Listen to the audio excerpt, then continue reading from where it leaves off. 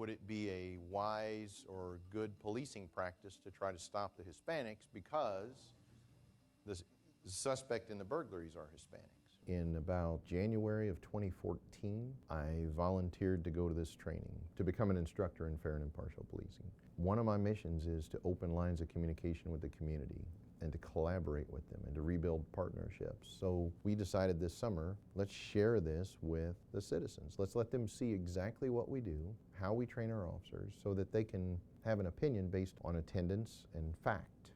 When I start to raise it at you, I want you to snap, and that will be like you being a reactive police officer and shooting me before I shoot you.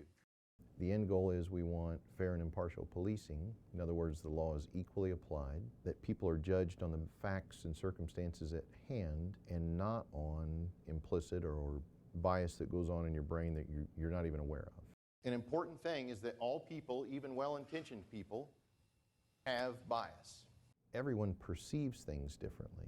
Even though consciously you say, I'm colorblind, I'm race blind. The scientists will say that everybody has a bias. Your perception will be based on your bias. Your bias kind of jumps in front of your perception of an event and fills in the missing pieces. The science of human bias shows us that everybody has a we group and a they group. And if someone's in your we group, you automatically, without any conscious thought, might trust them more. If someone calls the police and says, I see this guy who I think is Hispanic breaking into cars because I saw him walk away from a car. They didn't see him in the car, they just saw him walk away. They assumed he was breaking into cars, not walking between cars. And so that's the temptation. If we don't get a hold of our bias, it'll try to hijack the car, right? And where does it want to steer? Off the road into the ditch and cause a bigger problem. An officer who's been through the fair and impartial policing class will look at their mission and the goal of a safe community based on the facts at hand. One of our officers encountered someone high on heroin, so it was one officer there said, well, he's a druggie. The other officer there said, can we get you to treatment? Can we help you get off of this drug? We can take you directly to a treatment facility tonight.